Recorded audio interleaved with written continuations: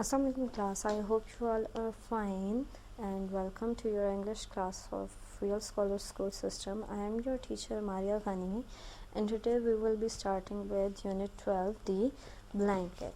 अच्छा, आप लोग सोच रहे होंगे कि हमने बीच में से 2 चैप्टर्स जो है वो स्किप किए हैं.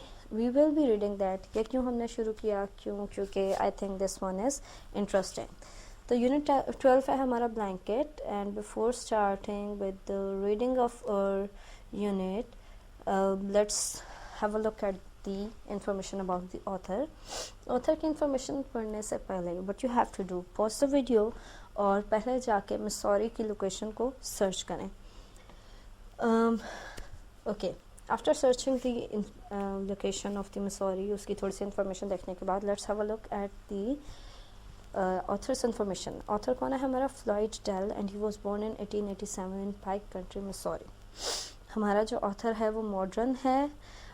मॉडर्न एज का लेक्चर मैंने आपको दिया था कि मॉडर्न मैन की क्वालिटीज़ क्या हैं, जो हमारे राइटर्स हैं वो किस किस्म की राइटिंग्स लिखते हैं, उनकी थीम्स किस किस्म की होती हैं. Even if you have not attended that lecture, at the end of the this chapter when we will be done with reading, तो उसके बाद मैं जो हूँ वो इसकी थीम्स को डिस्कस करूँगी, तो हम उसमें मॉडर्निज्म भी डिस्कस कर लेंगे. His family experienced a great deal of poverty. उसकी फैमिली ने जो है वो बहुत ही ज़्यादा गुर्बत देखी है. At school dad developed a love for reading. At 16 he joined the socialist party and gave speeches on street corners about his political beliefs. अब जो डेल है, he was really not like you guys. जब वो छोटा सा था तो उसको पढ़ने का बहुत ही ज़्यादा शौक पैदा हो गया. आप में से बहुत से लोगों को तो बिल्कुल भी नहीं है. आई जस्ट होप कि आप लोग के अंदर वो शौक पैदा हो जाए. और दूसरी आदत जो उसकी आप जैसी नहीं थी. ही वॉज 16 जब उसने एक सोशलिस्ट पार्टी ज्वाइन की और वो लोगों को स्पीचेस डिलीवर किया करता था और अपने आइडियाज़ उनको कन्वे किया करता था. वो एक लीडर बनना चाहता था. What about you? Most of you are 16 and 17 and what you have done in your life till now. तो इस चीज़ पे थोड़ा सा ध्यान दें कि कुछ ऐसे लोग भी हैं जैसे मोहम्मद बिन कासिम वॉज ओनली 16 और 17 जब उसने सिंध फतह किया था. और हमारे पास जल की एग्जांपल भी आ गई है. तो बॉयज़ गर्ल्स प्लीज़ आप लोग भी कुछ करना स्टार्ट कर दें. Well, what is next? हमारे पास आगे जो है वो उसकी डिटेल्स दी हुई हैं कि कैसे उसने कौन कौन से मैगजीन्स में लिखना शुरू किया, फिर कौन सी पोस्ट ज्वाइन की और उसके बाद उसने कौन से न्यूज़पेपर में लिखना शुरू किया. Have a look at the last line. Dell believed that the everyday life of the middle and working classes provided subjects worthy of serious literary treatment. उसके अकॉर्डिंग जो हमारी मिडिल और वर्किंग क्लास है, अगर वो लोग लिखना शुरू कर दें तो उनके पास बहुत अच्छे अच्छे बहुत सीरियस और इंटरेस्टिंग टॉपिक्स होते हैं जो एक अच्छा लिटरेचर हम लोग को प्रोवाइड कर सकते हैं. Now the topic, the title of the chapter is the blanket. Blanket, कंबल की बात हो रही है, सर्दियाँ चल रही हैं, मेरा भी कंबल अभी सामने पड़ा है. खैर दिन का टाइम है, इट्स फाइन. ब्लैंकेट जो है ये स्टोरी में कैसे जो है वो चीज़ों को आपस में लिंक कर रहा है. We will come to know of this thing at the end of chapter. हमें at the end of chapter पता चल जाएगा. But for right now let's start with the reading. It was a fine September night. हमें setting बताई हुई है. Setting क्या है कि सितंबर की एक बहुत ही अच्छी जो है सुहानी रात है. हमारे यहाँ सितंबर की रातें इतनी सुहानी नहीं होती, गर्मी लग रही होती है, पंखे चलाए होते हैं हमने, लेकिन मिसौरी में सिचुएशन डिफरेंट होती है. तो एक सुहानी सितंबर की रात है. Thin white moon rose over the valley. एक थिन वाइट मून रेफर कर रहा है हमारे क्रिसेंट मून को. पहले या दूसरे दिन का सूरज चांद होगा जो कि वैली के ऊपर निकल आया है. वैली क्या है? जहाँ पे वो लोग रहते हैं, उस वादी की बात हो रही है. Peter 11 years old did not see the moon. Peter जो 11 साल का है उसने मून नहीं देखा. क्यों नहीं देखा हमें ये भी पता चल जाएगा. He did not feel the cool September breeze blow in the kitchen. क्योंकि वो भी किचन में है और किचन में उसे अभी तक बाहर की ठंडी हवा नहीं लग रही. For his thoughts were fixed on the red and black blanket on the kitchen table. क्यों उसको वो हवा नहीं लग रही? क्योंकि उसका ध्यान उस रेड और ब्लैक ब्लैंकेट के ऊपर है जो किचन के टेबल पे पड़ा हुआ है.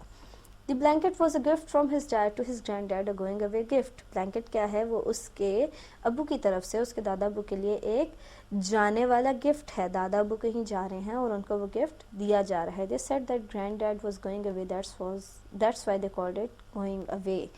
क्योंकि दादा अबू कहीं जा रहे थे। गोइंग अवे की टर्म की वजह से उसी की बेसिस पे इस गिफ्ट का नाम भी गोइंग अवे गिफ्ट रखा गया है। Peter had not really believed his dad would send granddad away. Peter को कभी भी इस बात का यकीन नहीं था कि उसके अबू उसके दादा अबू को वाकई ही भेज देंगे कहीं पे। बट नाउ, लेकिन अब क्या है, देयर इट वॉज, अब ऐसा हो रहा है। बीच में डैशेस डली हुई हैं इसलिए क्योंकि डिफरेंट पॉइंट ऑफ व्यूज जो है वो कन्वे किए गए हैं। उसको लगता था कि ऐसा नहीं होगा, लेकिन अब क्या है, अब ऐसा हो रहा है। The going away gift was there. क्यों उसको लग रहा था कि ऐसा हो रहा है? क्योंकि वो गिफ्ट वहाँ पे मौजूद है।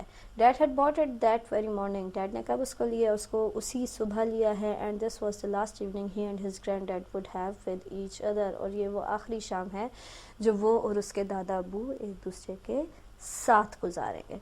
Together the old man and the young boy wash the supper dishes. एक साथ मिल के जो है वो ओल्ड मैन जो उसके दादा अबू हैं और वो जो यंग बॉय जो पीटर है वो मिल के डिशेस धो रहे हैं, बर्तन धो रहे हैं। Dad had gone out. Dad जो है वो बाहर गए हैं। कहाँ गए हैं? With the woman he was to marry. उस औरत के साथ बाहर गए हैं जिससे उन्होंने शादी करनी है, जिससे वो शादी करने वाले हैं। He would not be back for some time.